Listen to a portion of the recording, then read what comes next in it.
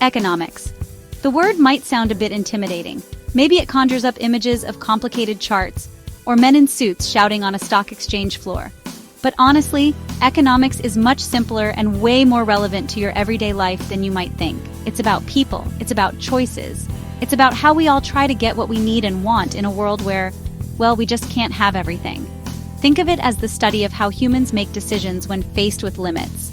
And this applies to individuals, families, businesses, and even entire countries. It's a fascinating field, really. At its heart, economics is the study of how societies manage their scarce resources.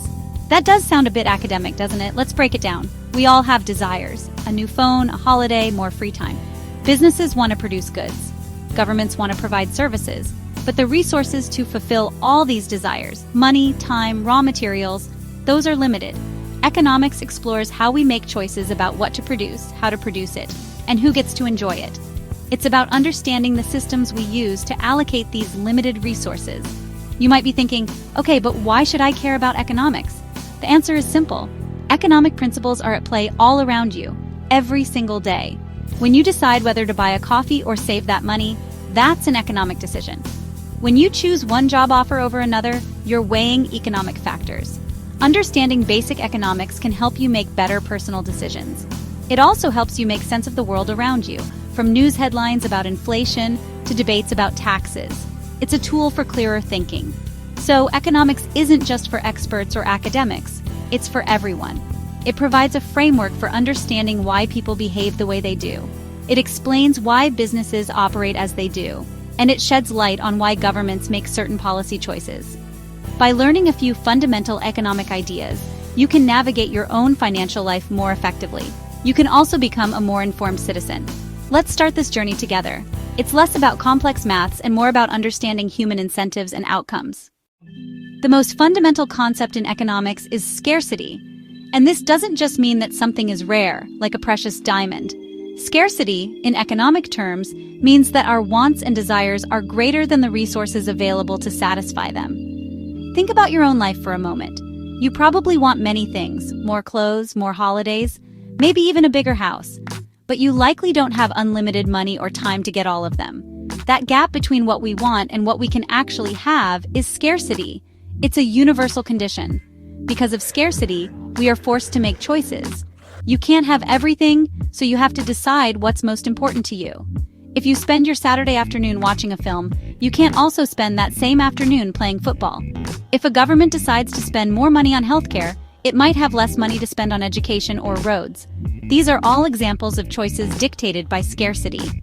Economics is, in many ways, the science of choice under conditions of scarcity. It's about making trade-offs. Scarcity applies to more than just money or material goods. Time is a scarce resource for everyone. There are only 24 hours in a day. Natural resources like clean water or forests are also scarce. Even attention can be considered a scarce resource in our information-rich world.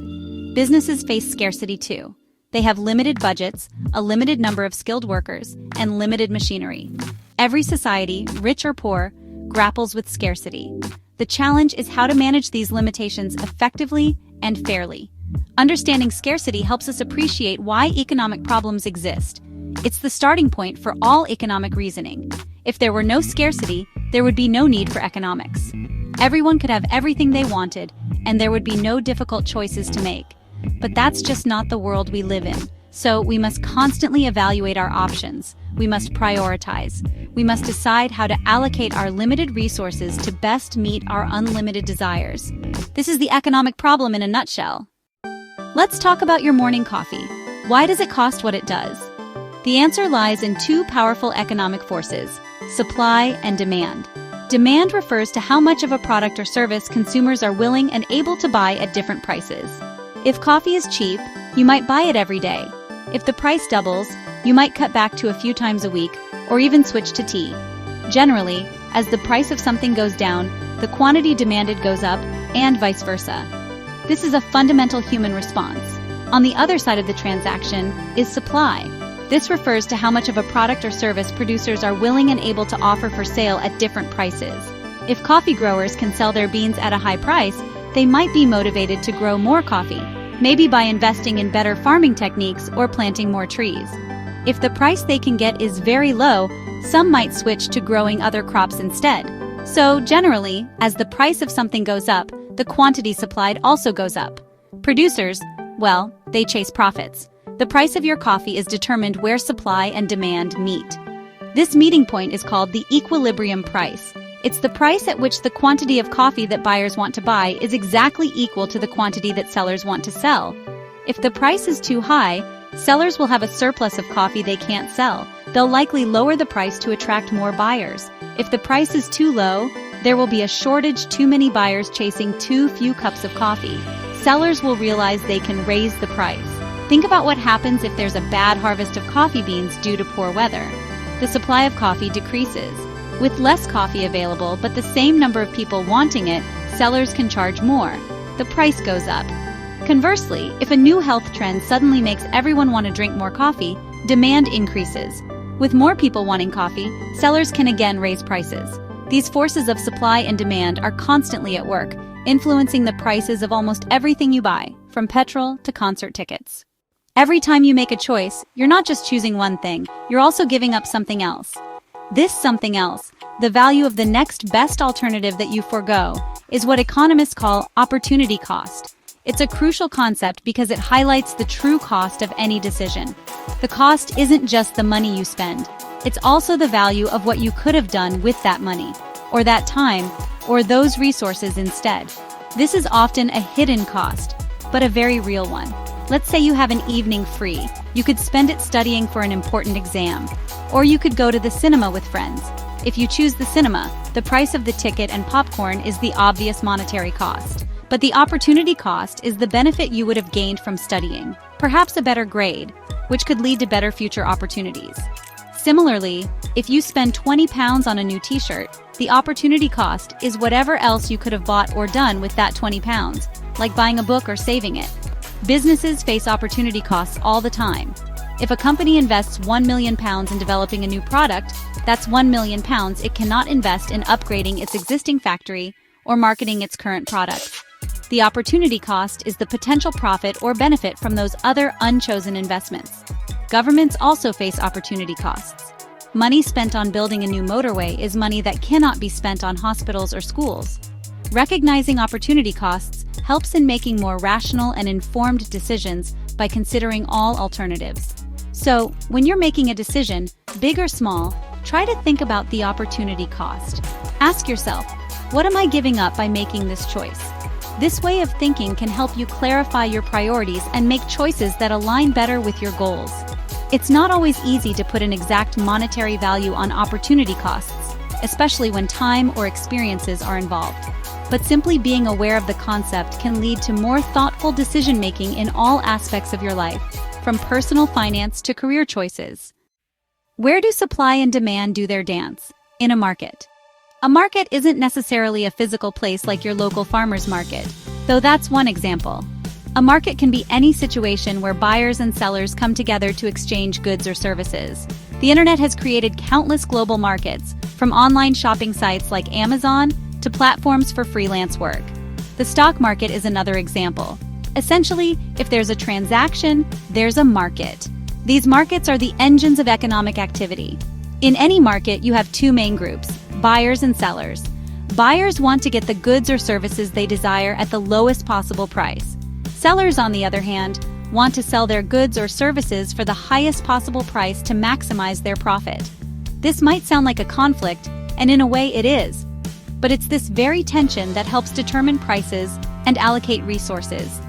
The interaction between what buyers are willing to pay and what sellers are willing to accept is what makes markets function. Competition is a key ingredient in how markets work. When many sellers offer similar products, they compete for buyers by offering lower prices, better quality, or better service. This competition generally benefits consumers. Think about supermarkets. They often have special offers to attract you away from their rivals. Similarly, buyers can also compete with each other, especially for scarce goods. If there's only one rare collectible item available, interested buyers might bid up the price.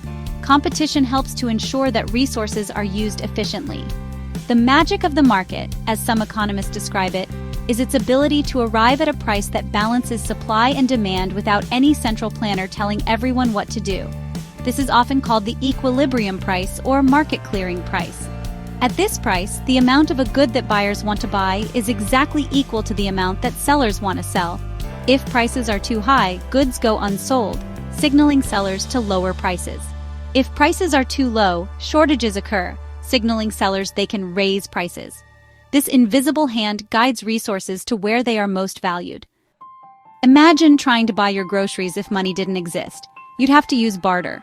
Perhaps you'd offer the baker some of your homegrown vegetables in exchange for bread. But what if the baker doesn't want vegetables? Or what if you don't have anything the baker desires? Barter is incredibly inefficient because it requires a double coincidence of wants. Each party must have something the other wants. This makes trade difficult and limits economic activity. This is where money comes in as a revolutionary invention. Money serves three crucial functions. Firstly, it's a medium of exchange.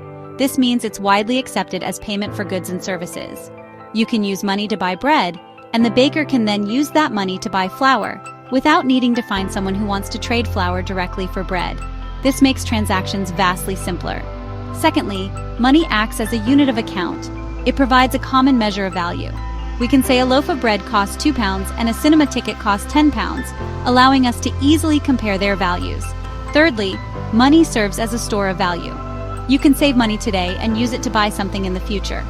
While inflation can erode its value over time, it's generally more convenient and durable for saving than, say, a pile of fish or a barn full of wheat.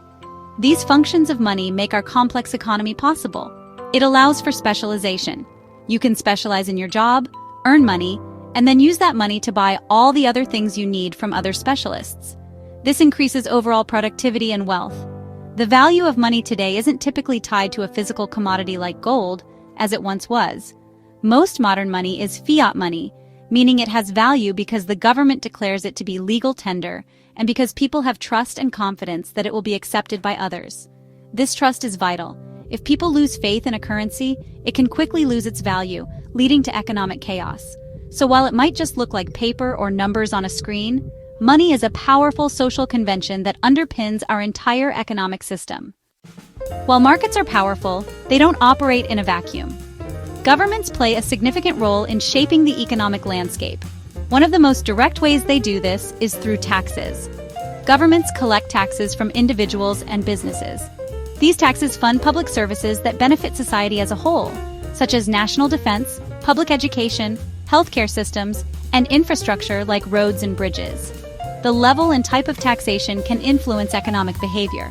For example, higher taxes on cigarettes might discourage smoking. Another key role for government is spending. The money collected through taxes and sometimes borrowing is spent on various programs and projects. This government spending is itself a major component of economic activity. Decisions about where to spend money, on green energy initiatives, on scientific research, or on social welfare programs, reflect a government's priorities and can have long-lasting economic consequences. This spending can also be used to stimulate the economy during downturns, or to provide a safety net for citizens. Governments also establish and enforce laws and regulations that govern economic activity. These include property rights, contract enforcement, consumer protection laws like food safety standards, and environmental regulations. These rules create a framework within which businesses and individuals can operate with some degree of certainty and fairness. Without a strong legal framework, markets can be prone to fraud, monopolies, and other problems that harm consumers and stifle competition. The aim is to make markets work better. Furthermore, governments often try to manage the overall economy through macroeconomic policies. This can involve trying to keep inflation, the rate at which prices are rising, low and stable. It can also involve policies aimed at reducing unemployment and promoting economic growth. Central banks, which are usually government-affiliated institutions, play a key role here, often by adjusting interest rates or managing the money supply. The extent and nature of government intervention in the economy is a constant subject of debate among economists and policymakers. You might not realize it, but you're an economist in action every day. Think about your trip to the supermarket. You have a budget, which is really the scarcity of money. You look at the prices of different brands of pasta, that supply and demand influencing price. You might choose the store brand option to save money, making a trade-off between perceived quality and price, which is opportunity cost. You might buy items on special offer, responding to incentives. All these small decisions are economic choices, guided by the principles we've discussed. It's all about maximizing your satisfaction within your constraints. Consider choosing a new mobile phone plan. You'll compare different providers. You'll look at the monthly cost, the data allowance, the call minutes, and the contract length. You're weighing the benefits of each plan against its cost. You're trying to get the best value for your money. This is economic decision-making. Or what about deciding whether to take a new job? You'll consider the salary, of course, but you'll also think about the commute time, which is another opportunity cost, the working conditions, and the career prospects. It's a complex calculation of costs and benefits. Even deciding how to spend your leisure time involves economic thinking. Should you spend Saturday tidying the garden, which has a long-term benefit but might not be immediately fun? Or should you go out with friends, which offers immediate enjoyment but might cost money and mean the garden stays messy? You're allocating your scarce resource time to different activities that offer different types of returns. There's no right or wrong answer, but economics provides a framework for thinking through these trade-offs systematically. Understanding basic economics can also help you see through marketing tricks or understand financial products better. When a shop offers a buy one get one free deal, is it genuinely good value, or are you being induced to buy more than you need? When you take out a loan or a mortgage, understanding interest rates and repayment terms is crucial. Economics empowers you to look beyond the surface and assess the true costs and benefits involved in these everyday situations. It helps you become a savvier consumer and decision maker. So, we've taken a quick tour through some fundamental economic ideas. We've seen that economics isn't just for experts, it's about the choices we all make every day. Understanding these basics, scarcity, supply and demand, opportunity cost, how markets work, the role of money, and government influence can be incredibly empowering. It's like having a new toolkit that helps you understand the world and navigate your own life more effectively. It demystifies many of the forces that shape our experiences. One of the most immediate benefits of understanding economics is making better personal financial decisions. Whether it's budgeting your income, saving for the future, investing your money, or avoiding debt traps, economic principles can guide you. You'll be better equipped to compare options, understand risks, and make choices that support your long-term financial well-being. This can lead to less stress about money and more control over your future. It's about managing your personal scarce resources wisely. Beyond personal finance, a grasp of economics helps you understand the news and public affairs. When you hear about inflation, unemployment rates, international trade deals, or government budget debates, you'll have a better idea of what it all means. You'll be able to critically evaluate different viewpoints and policies. This makes you a more informed citizen, better able to participate in discussions about how our society is run and how we can address economic challenges. You can see the bigger picture. Ultimately, economics is about improving human welfare. It seeks to understand how we can make the most of our limited resources to improve living standards and create a better society. By understanding its core ideas, you are not just learning an academic subject. You are gaining insights into human behavior, the workings of the modern world, and the choices that shape our collective future. It's a fascinating and endlessly relevant field that offers valuable lessons for everyone, helping us all make smarter choices in our own lives and as members of society.